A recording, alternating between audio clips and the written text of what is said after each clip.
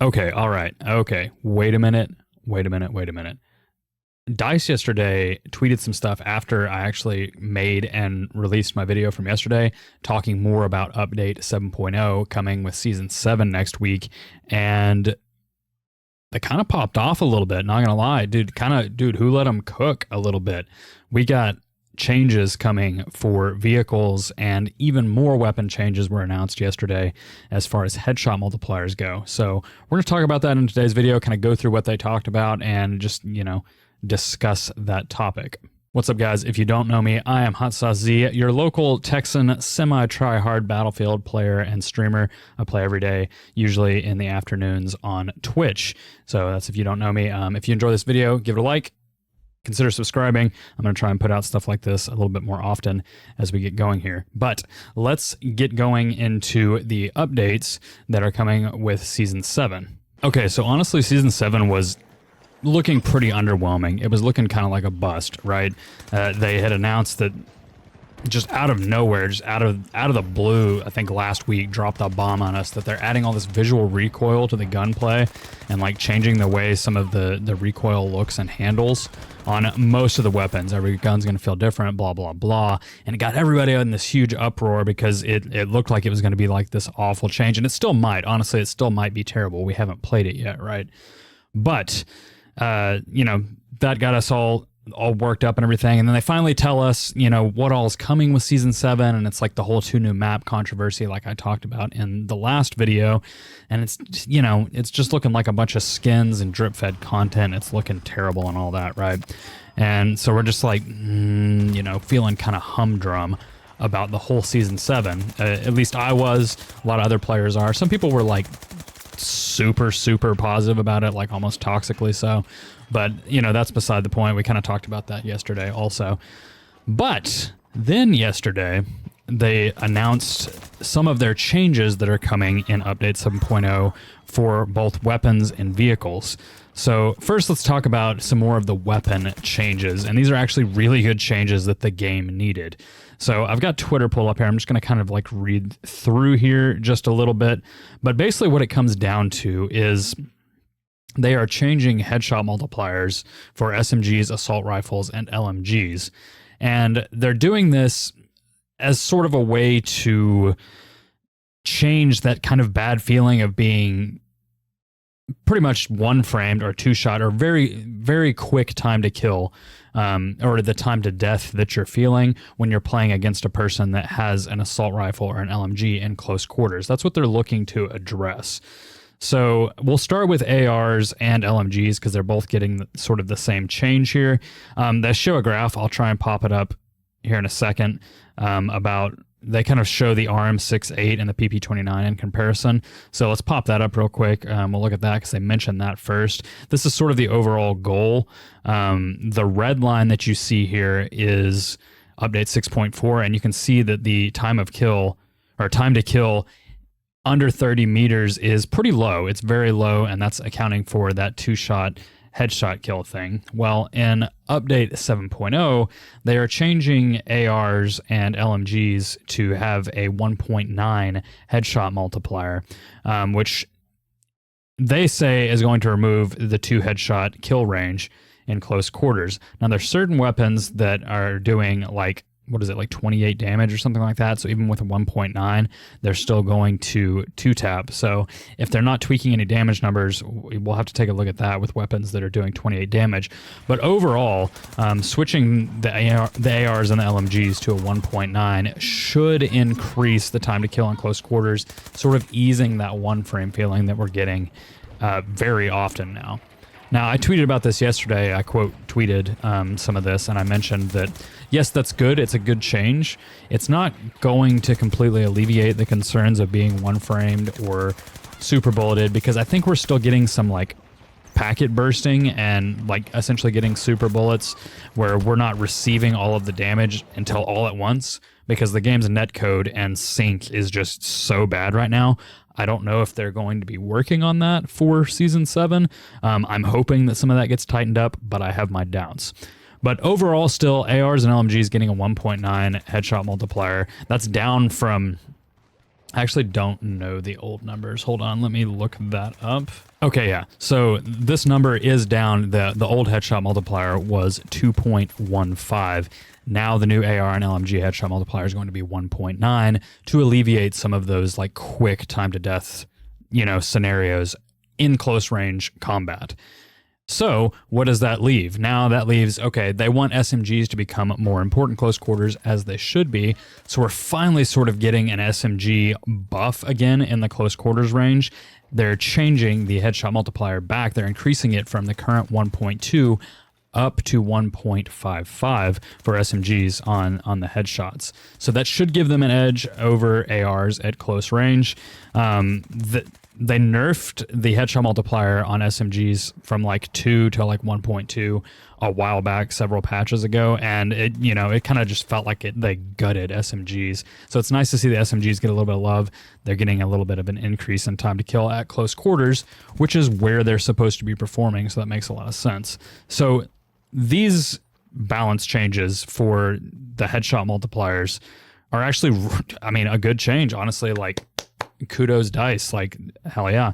I'm excited about that, to see how it plays with the new recoil and stuff like that. It may be harder to get headshots with the way the visual recoil stuff and all that's going on. We'll just have to see when we get our hands on it and give it a play and see what's going on. But that was the first really big change. I'm excited about that one. It's actually, really good stuff. And if it does alleviate those concerns, there's so many like one frame deaths and like super quick deaths right now. It'll be really nice if they can kind of clean that up and you kind of feel like, at close range, you're not just getting dumpstered immediately, One final note on these weapon tweaks here. I would like to add in, this is not quite, or not even like really close at all to the TTK debacle that we experienced in 5.2 in Battlefield 5. Some of you guys will remember that.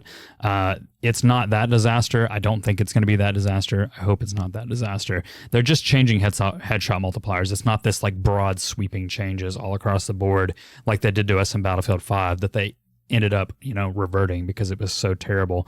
But we're not getting that. So, don't hit the panic alarm just yet. Of course, we do still have to play it, but don't hit the panic alarm. We're not getting a TTK Battlefield 5 situation. That's not what's happening. So anyways, let's jump into the next little bit of changes. Big, massive, sweeping vehicle changes are going on. And I honestly think a lot of them are pretty good too. Okay, so for vehicles, honestly, vehicle players rejoice because a lot of this stuff is like big buffs to tank players and vehicle players just in general. They are making some big changes to help land vehicles feel like they can be more aggressive. They're trying to encourage vehicle players to not camp in the out of bounds, camp in the uncap, camp where people can't get them. They're trying to put in a couple changes in Season 7 that will make vehicle players feel a little bit more confident to get up into the fray. Now, if that actually happens, I don't know. I still think people are going to camp in the back because they're scared. They don't want to lose their vehicle, whatever. A lot of people don't like, if they do get a tank spawn, they're like, oh, heck yeah, I finally got one. If they're not used to getting them a lot and they don't want to go in there and immediately blow it up, right? So they don't play aggressive. But that's a different problem. DICE is hoping to alleviate some of that with these changes. There's honestly a lot. So that's the idea behind what they're trying to do.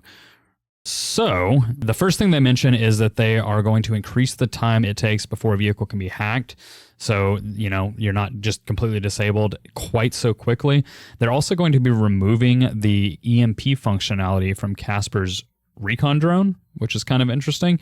There's a little bit of a problem with it. It's great for vehicles, right? There is a little bit of a problem that, I like using Casper's recon drone the very few times that I actually play as Casper. I like to use it to take out spawn beacons and Irish APS.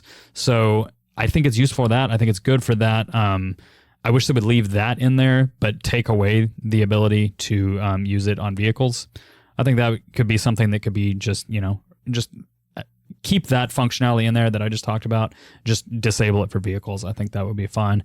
But right now they're disabling it entirely. No EMP functionality on the recon drone. So they say going forward, this will now be focused more towards spotting infantry and vehicles. It's just going to be a little spotting device. So kind of a nerf to Casper there. Sorry, Casper players. I don't play as Casper, so I don't really care, but I know some of y'all probably do. So anyways, next big change is they are actually taking a C5 away from Assault. They're reducing the amount you can carry from 3 to 2 for the Assault and Recon classes. And that got some people worked up on Twitter that I saw. A lot of people not happy with it. Sundance players in particular, very, very unsatisfied with that change. Engineers will still have access to 3C5, and anti-tank mines will now take 2 seconds to activate upon being placed, so they can no longer be used in the same fashion as C5. So these are good changes. Engineer is the class that is designed to take out vehicles. It is supposed to be the anti-vehicle class, and they are trying to sort of change Assault away from that so much, so it's not used for it so much, and give Engineer its role, basically, which is to take out vehicles and, support in that way. DICE goes on to talk about sort of the engagement between Wildcats and air vehicles. They've mentioned that there is going to be an increased cooldown for flares. They are lowering the range of the main default cannon on the Wildcat. They say we're removing the lock-on that exists on the Y-axis, as well as removing the 40mm cannon on the Wildcat in order to fully commit this vehicle towards ground-to-air duty. So no more 40mm on the Wildcat.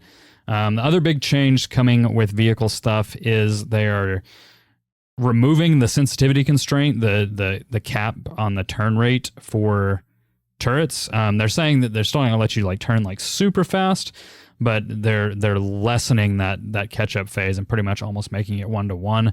So that should be really interesting.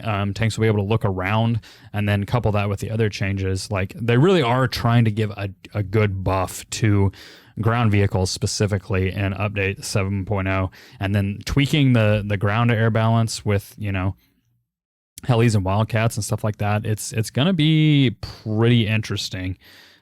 They also finally mention later down here that they are increasing the available RPG, recoilless, and all other era equivalents by 1. So you're going to be able to carry more recoilless rockets to sort of help with the fact that the vehicles are pushing more, and that's of course going to be with the Engineer class. So really changing up a lot of stuff.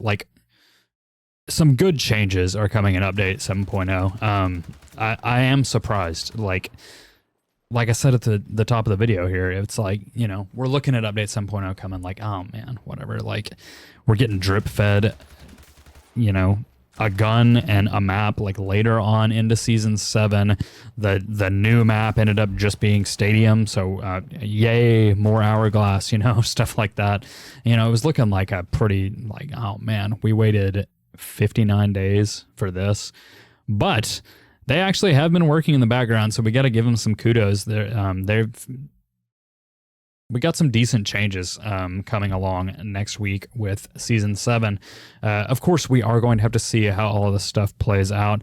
I'll, of course, be, I'll be checking it out. I'll be streaming at my normal time and stuff like that. But I think we got to give DICE credit on some pretty good and needed weapon changes. So glad to see SMGs getting a buff. I love using SMGs, and I love to see that they're working on alleviating that really quick time to death feeling in close quarters to ARs and LMGs. That's great. I can't tell you how many times I've been one framed feeling by the RM68 or the Avances or whatever. So I'm looking forward to these changes. What do you guys think of these changes?